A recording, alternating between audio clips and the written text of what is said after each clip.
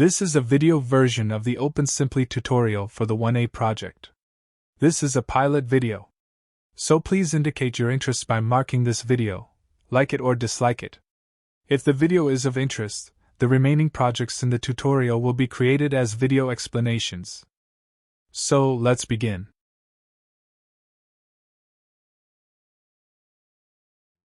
The OpenSIMPLY tutorial is designed in the form of simulation projects of increasing complexity.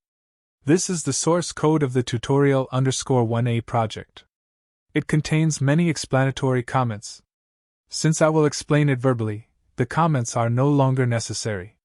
They just make it difficult to see the project code.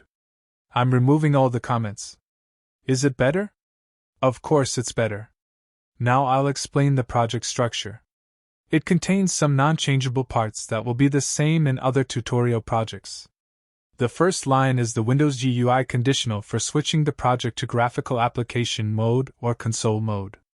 By commenting out this line or disabling it as follows, you can use the tutorial as a GUI or console application.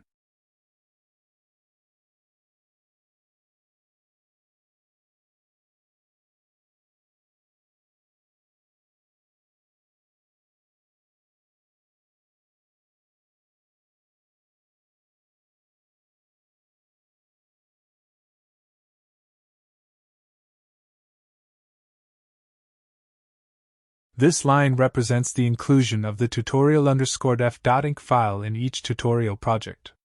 This file is only used in the tutorial and contains some general condition definitions.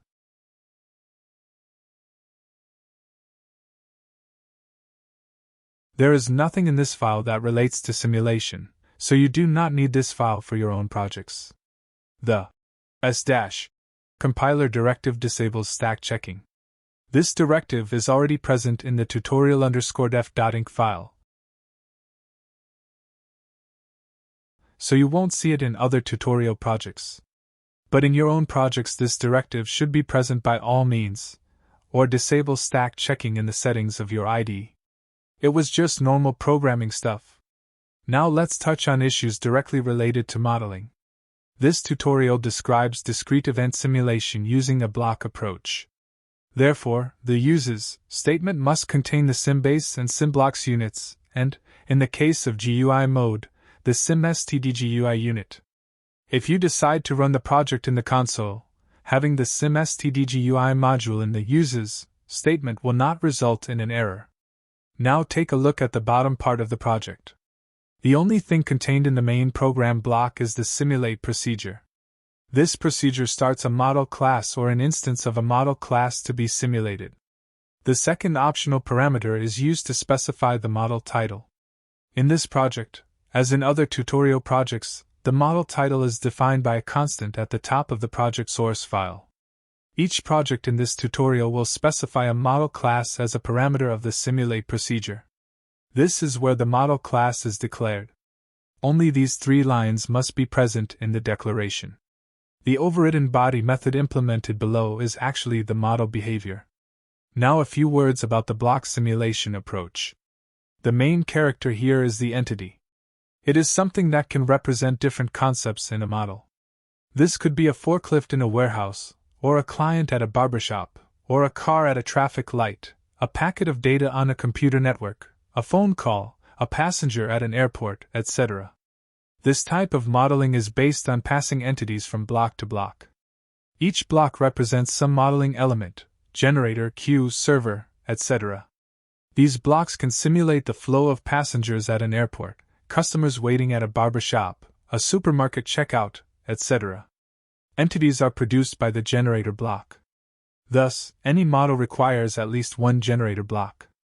This line is a variable declaration of the tGenerator class, representing the generator block. The tGenerator instance should now be created.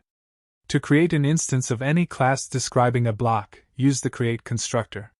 It has three parameters: initial values, block name, and stack size. Initial values is the only mandatory parameter that will be discussed first. It contains the initial data of the block, which should be specified as a set of items in square brackets. In Object Pascal, this construct is called array of const. The items can be specified in this way. The type of each item, the number of items, and whether an item is mandatory or optional depends on the particular block. For the generator block, the first three items are mandatory. They are capacity, interarrival time function, and function parameter. The capacity item specifies the maximum number of entities that the generator can produce.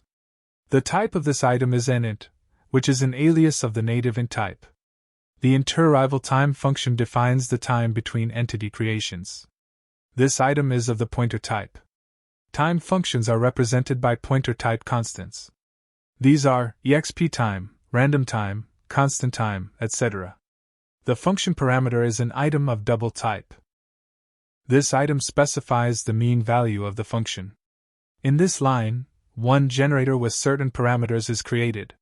Here 1000 is the generator capacity.